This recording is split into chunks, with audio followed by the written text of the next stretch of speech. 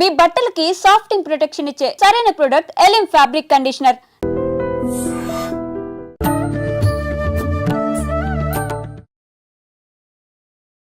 నమస్కారం, welcome to iDream ధర్మ మార్గం విత్ విజిత కార్యక్రమానికి స్వాగతం. ప్రస్తుతం మనతో పాటు ఉన్నారు ప్రముఖ జ్యోతిష వాస్తు పండితులు శ్రీ శ్రీ శ్రీ నానాజీ పట్నాయక్ గారు. ఇప్పుడు వారితో మాట్లాడి మరిన్ని విషయాలు తెలుసుకుందాం. నమస్తే అండి. శ్రీమాత్రే నమః.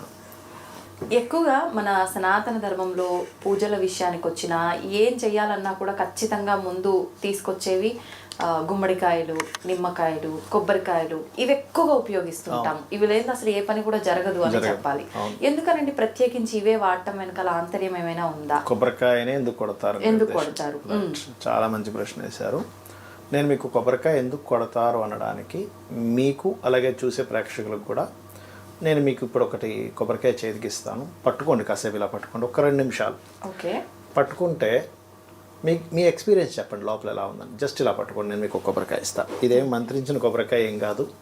మీరు షాప్ నుంచి ఏ కొబ్బరికాయ తెచ్చుకొని పట్టుకున్నా ఈ ఫీలింగ్ వస్తుంది. అందరికీ చెప్తున్నా, దీనికి ఏం తంత్రం ఏమీ లేదు. కాకపోతే మీకు తెలియజేసేది ఏంటంటే కొబ్బరికాయకి మనకి ఉండేటువంటి ఒక లింక్ ఒకటి ఉంది, అందుకే మనకు అట్లా అనిపిస్తుంది. మీరు ఇప్పుడు పట్టుకొని మీరే ఎక్స్పీరియన్స్ చెప్పండి. ఇలా పట్టుకోండి, ఇలా కిందన ఏదైనా ఉండాలి. ఇలా పెట్టుకొని ఇలా పట్టుకొని కళ్ళు మూసుకొని దీని మీదే కాన్సన్ట్రేషన్ చేయండి. ఓకే, చేసి మీరు మీ ఎక్స్పీరియన్స్ క్లియర్గా చెప్పండి నాకు. ఇట్లా పట్టుకోండి, ఇక్కడ పట్టుకొని కళ్ళు మూసుకొని దాని మీదే కాన్సన్ట్రేషన్ చేయండి. ఇంకేం కాన్సన్ట్రేషన్ చేయకునేట్టు కూడా కళ్ళు మూసుకోండి.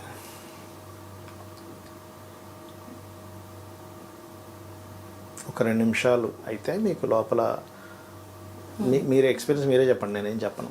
ఓకే,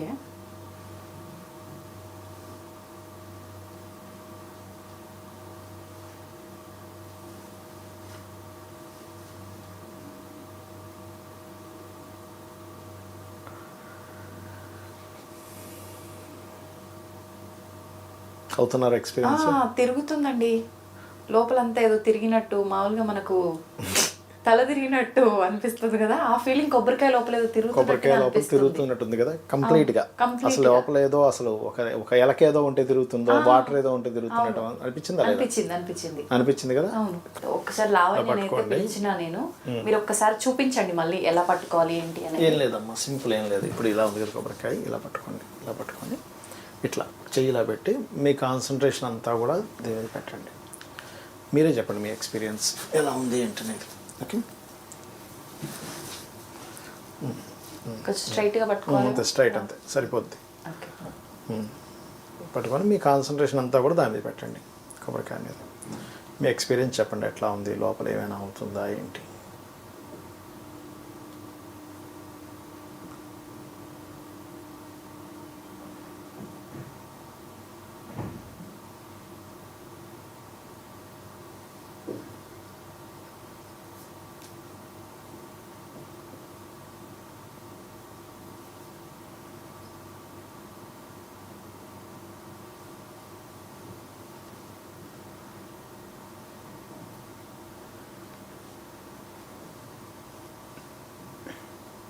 తెలుస్తుందేమైనా ఎక్స్పీరియన్స్ మీకు? లోపల ఏమి తిరుగుతున్నట్లేదా ఇంకా మీకు? కొబ్బరికాయ లోపల కాన్సన్ట్రేషన్ అక్కడే పెట్టండి, అవుతుంది మీకు. ఇంకా 1 మినిట్ అయింది కదా, 2nd మినిట్లో స్టార్ట్ అవుతుంది మీకు. స్ట్రైట్గా పట్టుకోండి కొబ్బరికాయ.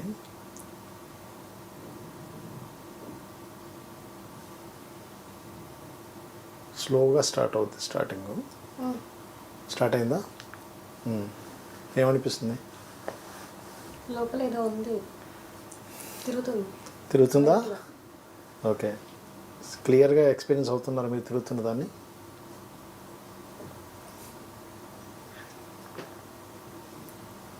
ఊహ అయితే కాదు కదా, మీకు ఊహించుకోవట్లేదు కదా, తిరుగుతుంది క్లియర్గా తెలుస్తుంది. మేము ఏదో అవుతుంది అన్నామని చెప్పి అవుతుంది అంటున్నావా? నిజంగా అవుతుందా? లైట్గా అవుతుంది. ఏమవుతుంది? తిరుగుతున్నట్టుగా ఉంది లైట్గా. లోపల ఏదో తిరుగుతుంది కదా. లోపల తిరుగుతుందా, చేయి తిరుగుతున్నట్టు అనిపిస్తుందా? నా చెయ్యి అని కాదు, లోపల. ఓకే,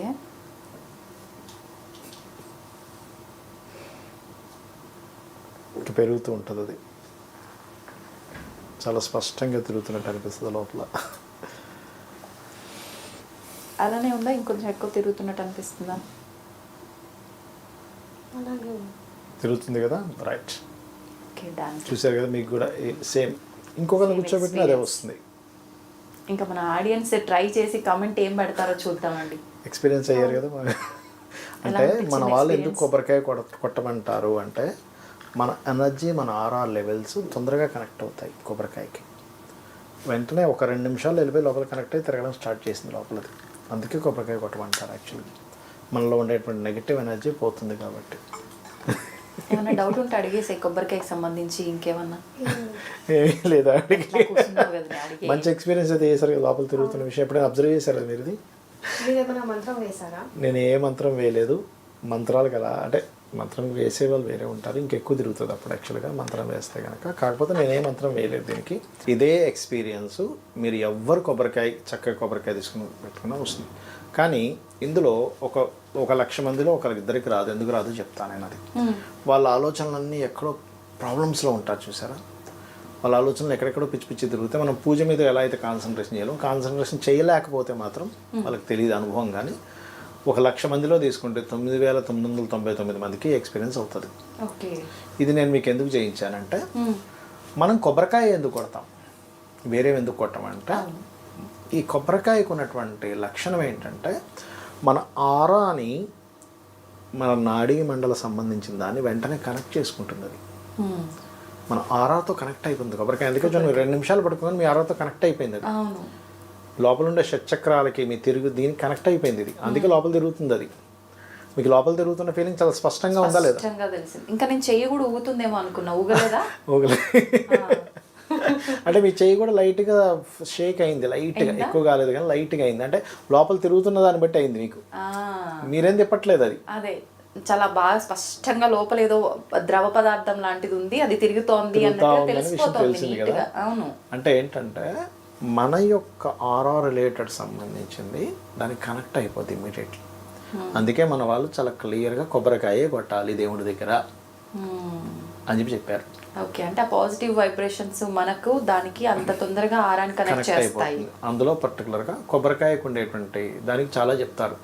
అహం పోతుందని, మనలో ఉండేటువంటి అహం ఇదవుతుందని ఇట్లా చెప్తూ ఉంటారు. అయితే పర్టికులర్గా ఎవరైతే మనం కొబ్బరికాయ కొట్టే ముందు 1-2 మినిట్స్ క్యారీ చేసి ఉంటాం, దాన్ని చేతితో పట్టుకుని ఉంటాం.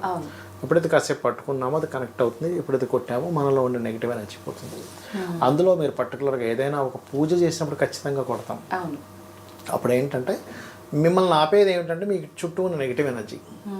ఎప్పుడైతే భగవంతుడికి పూజ చేసుకుని కొబ్బరికాయ కొట్టారో టక్కనది ఆ నెగిటివ్ ఎనర్జీ పటాపంచలు అవుతుంది.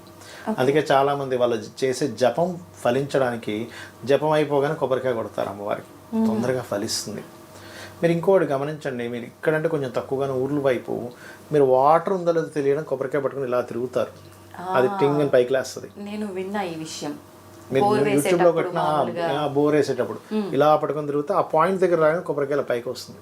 అది ఎవరికైనా వస్తుందా లేదంటే అది ఎక్స్పీరియన్స్ ఉంటే ఇంకా తొందరగా వస్తుంది. కొంచెం దాన్ని ప్రాక్టీస్ చేస్తే జస్ట్ ½ అవర్ ఆఫ్ ప్రాక్టీస్ వచ్చేస్తుంది మీకు. అది అప్పుడు వాటర్ ఎక్కడ ఉందో అక్కడ ఇది అవుతుంది, అక్కడ మీరు వేస్తే బోర్ వస్తుంది, అందులో ఎటువంటి డౌట్ లేదు. ఎవరికో సరిగా చూడడం రాకపోతే చెప్పలేం కానీ వస్తుంది.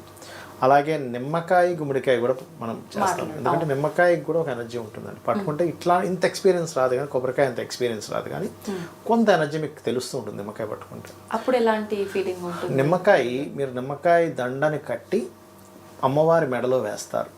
మనం ఏదైనా ఆలయానికి వెళ్ళినప్పుడు ఆ నిమ్మకాయ మనకి ఇస్తారు పురోహితులు, టెంపుల్లో. ఇక తీసుకోండి అంటే మనం పట్టుకుంటాం.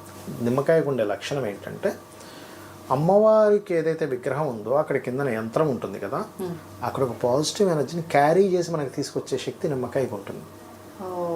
అది ఎక్కడికి వెళ్తుందో అక్కడ ఆ ఎనర్జీని అది ఫామ్ చేసుకోగలదు, దాన్ని తీసుకోగలదు. మనం తీసుకున్నప్పుడు ఏమవుతుంది, ఆ ఎనర్జీ ఎప్పుడైతే మన దగ్గరికి వచ్చిందో మన చుట్టూ ఉండే ఆరాలో ఉండే నెగిటివ్ ఎనర్జీ పోతుంది. అందుకే నిమ్మకాయ మామూలుగా మీరు ఎప్పుడైనా బాగా డిస్టర్బ్డ్గా ఉన్నారనుకోండి, నిమ్మకాయ కాసేపు పట్టుకొని ఏదైనా మంత్రం చదువుకోండి, మీకు తెలియకుండా నాకు పాజిటివ్ ఎనర్జీ వస్తుంది. అది కాకుండా దేవుడి దగ్గర పెట్టుకుంది కానీ పట్టుకోగలుగుతుంది, అందుకే పాజిటివ్ ఎనర్జీ వస్తుంది. అప్పుడు వాళ్ళకి అబ్బా నాకేదో బాగుంది అందుకే నేను నిమ్మకాయ తెచ్చుకుంటాను, కొంత అడిక్ట్ అయిపోతారు కూడా దానికి. అబ్బా నాకు, ఎందుకంటే వాళ్ళకి వాళ్ళ జన్మజాతకంలో పాపగ్రహ సంబంధాలు ఎక్కువగా ఉన్నప్పుడు వాళ్ళు ఎక్కువ డిస్టర్బ్ అవుతుంటారు. అందుకే వాళ్ళు వెళ్ళి తెచ్చుకున్నప్పుడు వాళ్ళు ఫ్రీ అవుతుంటారు. గుమ్మడికాయ దగ్గరికి వచ్చేసరికి ఇది 2 రకాలు ఉంటుంది గుమ్మడికాయ. ఒకటేమో ఇంటికి కడతారు గుమ్మానికి, మరొకటేమో ఇలా ఏదైనా కారు కానీ బండి కానీ కొత్తది తీసుకున్నప్పుడు తిప్పి చేస్తారు. ఈ వెహికల్స్కి నెగిటివ్ ఎనర్జీ స్టార్టింగ్లో ఉన్నప్పుడు ఎక్కువగా ఉంటుందండి. దానికి కొన్ని ప్రేతలు, కొన్ని నెగిటివ్ ఎనర్జీస్ చుట్టుముట్టు ఉంటాయి.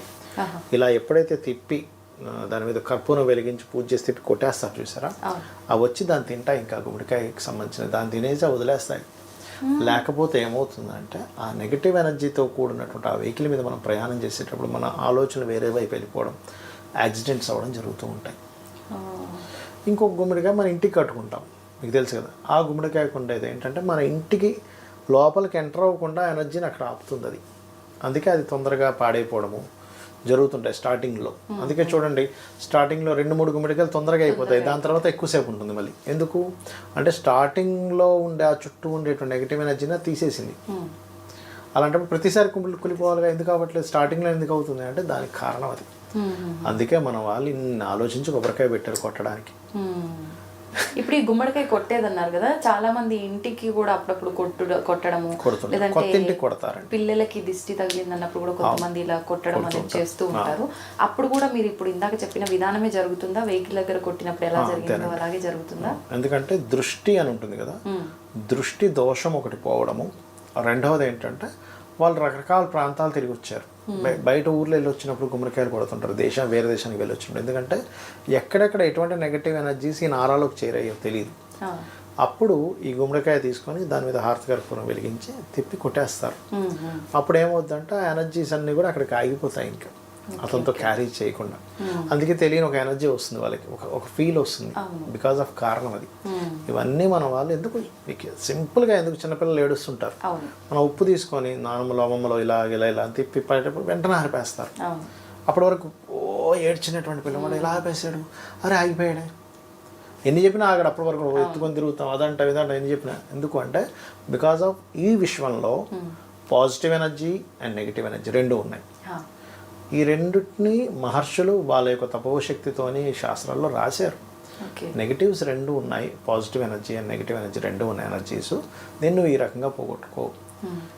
ఈ కొబ్బరికాయ విషయంలో ఈ ఎనర్జీ నీకు కనెక్ట్ అవుతుంది, తొందరగా కొబ్బరికాయ నీకు కనెక్ట్ అవుతుంది. అందుకే నువ్వు గుడిలో దేవుడి దగ్గర కొడతావు. ఇప్పుడు ఇందులో కొబ్బరికాయ కొట్టేటప్పుడు కూడా కొంతమందికి కుళ్ళిపోతుంది, కొంతమందికి పువ్వు వస్తుంది, పగిలే విధానాన్ని బట్టి కూడా మనం అనుకున్నది నెరవేరుతుందా అంటుంటారు. కానీ కుళ్ళిపోయినప్పుడు ఏమిటంటే వాళ్ళలో ఇప్పుడు ఏదైనా, ఇప్పుడు చూడండి కొంతమందికి అయ్యో ఈ దోషం నాకు పోతుందో లేదో అని అనుకుంటుంటారు. చూసారా, కుళ్ళిపోతే ఆ దోషం పోతుందని అర్థం, సంకేతం. కానీ ఏదో అశుభంగా భావించాల్సిన అవసరం లేదు.